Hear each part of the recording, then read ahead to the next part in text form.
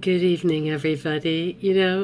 It's funny when you first move to a place what people tell you about the place, isn't it? And I find, looking back, I've lived a fair amount of places, and I always find the funniest ones a lot of times come from New York City. And when I first moved to New York, Marco was teaching me proofreading, and Marco's father had been a speechwriter for Nixon, like a ghostwriter, and his claim to fame, and he was super proud of it too. He was unashamedly proud of it. I remember him in the East Village, and some, biker, the Hells Angels used to have their part of New York, but they left in the early 80s, I think, but I was sort of there at the tail end of them being there. And he said, I grew up in the building where The Odd Couple, probably no one here even knows that show, right? Where The Odd Couple would come out of the building. And, his sort of pet peeve of New York, the place that he told me to stay away from, and he was my agent. He was who sent me to Sullivan and Cromwell and all the places around Wall Street, and he would say, stay away from the United Nations. And you're probably going, wait a minute, why are we looking at this picture? Well, from what everyone is, saying and living there, the United Nations originally was a stockyard owned by the Rockefellers. And it is interesting because that strip of land is on the, it's over on the west side. And if you keep walking towards the east, you run into Rockefeller Center. So, they sort of owned that swath of land. And, Rockefeller Center, I didn't spend a ton of time there. There was one law firm that I used to go to a little bit, not very often. And I had a friend who worked there, and sometimes if someone was sick, I would go there and do a job. In the very beginning, I remember working at a place called Whitman, Ransom, and Crow. And then Crow left, and everyone said they ate Crow because they had to take the name off. But this is where all of your big media comes from. So it's interesting that you've got your little horn of the media over here at Rockefeller Center. And then if you just walk across town the other way, you have the United Nations. So the Rockefellers have a stronghold in both the media and then this world government operation. So it used to be a stockyard, and they just basically wanted to make it more profitable. And it's funny that they went from moving around animals to moving around people. And, seeing that they could make that piece of land really kind of pay off for them better, make the world pay for it, make the U.S. pay for it, make anybody pay for it but themselves. And because it's diplomats in New York, and maybe everybody knows this, but when I first moved there, I was like 18. and so this was something that no one had taught me in school, and that was that diplomats do not have to abide by our laws. They are protected by diplomatic immunity. And so they can literally do whatever they want to do. And I think I've mentioned this in other videos, maybe even pretty recently. I don't know if I put them up or not. Some I make and then I don't put them up. But, when I was living there, there was an Irish woman who was actually trapped in the Turkish embassy and repeatedly raped for a number of months. and no one could do anything about it because it's considered Turkey's own land. Each embassy is considered their own country. And they drive everyone crazy there regarding parking because they'll just park in the middle of the street. That's really why New York parking, why it's such a nightmare to drive around New York, is they will just stop and you cannot give them a ticket if you're a cop. They are above you. You know, it's martial law in New York, and the police are under martial law. And New York is very much the playground of these diplomats who answer to absolutely no one because of diplomatic immunity. And I had a friend who, well, I actually knew his friend too, Robert Vora, who was father was a diplomat from India. And Robert was like the naughtiest person my friend had ever met in his life. I mean, he was just like, he just did everything. But he always like wore a suit and tie and looked like really proper. But he would just do things that just like would make your blood run cold. And it just, you know, but he also was super daring because his family had diplomatic immunity. So, you know, that's why you get what they call the Eurotrash in New York, who are these, wow, it kind of almost looks like Eyes Wide Shut, doesn't it? Who get really wild and crazy at the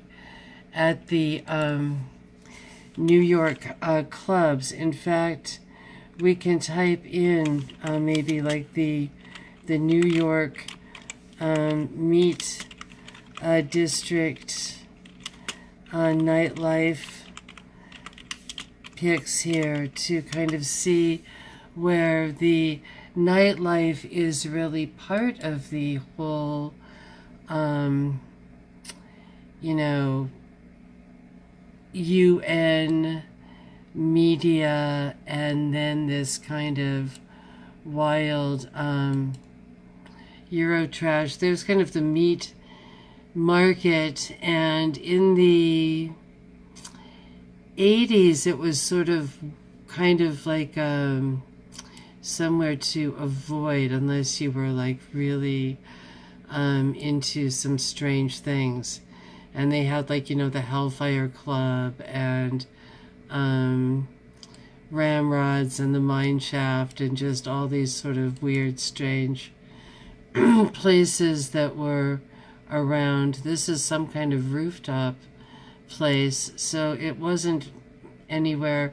And now it might be different. Now it looks a little bit kind of there's an old Hellfire picture, and that was kind of like very like hardcore, you know, hardcore club, where someone told me there was like that the urinals were behind the bar, you know, at some of these. Man, here's another one. I don't remember. Thank God I didn't know about these. I mean, these are like creepy men's clubs in a bad part of town. This was not where I was going. But it was all kind of part. It's weird that that's all kind of part of the whole Rockefeller thing. When you think of like New York, tonight I drew out a map and it was like, wow, the Rockefellers are here, here, here, here. It's not only Rockefeller Center, but, you know, I remember as a kid, we used to drive across the country a lot. In fact, actually, the best get us out of the UN sign is just south of here, like about 40 miles. And I'm so sorry that over the years I haven't gotten good pictures, because it's got like a big picture of Uncle Sam. And then it has a, you know, it's got letters, so they change everything every week, and they're always saying something outrageous. And I remember my dad used to like laugh, like when we would drive by these and go like, oh, that's some farmer, like, you know, that it's someone who, I don't know, can only just, you know, be with themselves and potatoes, and just the thought of anyone from another culture is just gonna like shatter their mind or something. So, you know, my father was a big world traveler, and so, you know, he really kind of laughed about these. But he also didn't live in New York. He didn't see the kind of deeper picture, that it wasn't just this kind of, you know, it's a small world, that they're kind of Disneyland, trying to pawn this off on us, so I was kind of raised with that. But in living in New York, so that was a shock to me. And it's funny how, in advertising, they say, don't worry about the ads that you see that you're like, oh man, that's cheesy, or I see that. But worry about the ads that get through you, that you don't notice. That was something I learned at the ad agencies, and it was weird because, so the UN was something that got through me for a long time. And I would not have known that except, and then I did live near it at one point. It was probably like the most beautifulest, gorgeousest building that I lived in there. And yet we never kind of went near. I was always headed north. I would never sort of go south near there because it was really worse than Times Square as far as, that the men who were there from these different countries basically looked at the U.S. It was their Bangkok.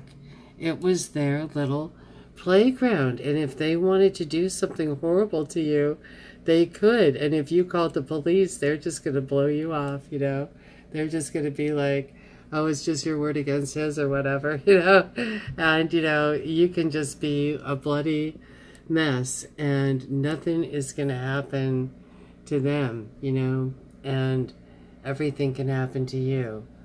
So this is my word of advice for anyone considering moving to New York, is that, stay away from the UN. And someone, thank you very much, Utah Strong, sorry, I don't usually give out names like that, said it's the Kalergi plan, and thank you, because I have read about these various plans, and they're definitely, so thank you very much, because I was trying to look things up tonight. It was like, just after seeing just so much over and over again, and the what's playing out, this drama before us that is so very deeply manufactured. So here I'm just going to be showing that, wow, the Kalergi plan, wow, and wow, there's this kind of weird white genocide thing going on. And, I know that it sounds paranoid and strange, but when you live across from the Capitol and have degrees, many people here have exactly the right degrees. They live right here and are being passed over like crazy. It's like they just can't do it fast enough to us. It really is, I remember reading about they're going to roll in the tanks. They didn't even have to roll in the tanks, did they? They gave them the government jobs. How insidious. I just feel so dumb, like I'm, 2 million, chess things behind. And I shouldn't feel that way, darn it. I lived in New York. I worked on Wall Street, and yet, man, they did it. They did it. Boy, did they do it. And, wow. Yeah, there.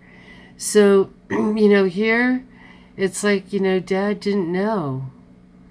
He didn't know. He thought it was like a good thing, and,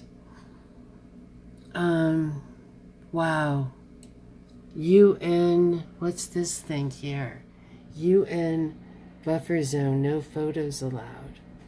That's who's taken over this unelected government, right? That is just coming on in.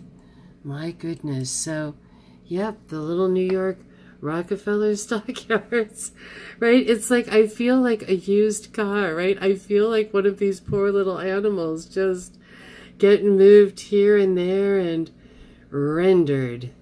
Yep, that's it. So from Stockyard to, I guess, the other Stockyard, right? To the, well, then we've got like the meat market Stockyard, and then we've got our our United Nations Stockyard, where there they are, just bidding on the meat. Just bidding on the meat. Wow. I bet they're laughing about that little logo. Yeah, I bet they're laughing really hard about that. Wow, I bet they laugh all the way to all the banks they own. Anyway, everyone, have a great night. Wow, look at this. Look at the money. I did go in there a few times. Not later on. It was when I first moved there, before I knew about that, when I was in college. And the money is outrageous. Look at that. It looks like a spaceship. Beam me up, right, into this wild UFO. Many blessings. Good night.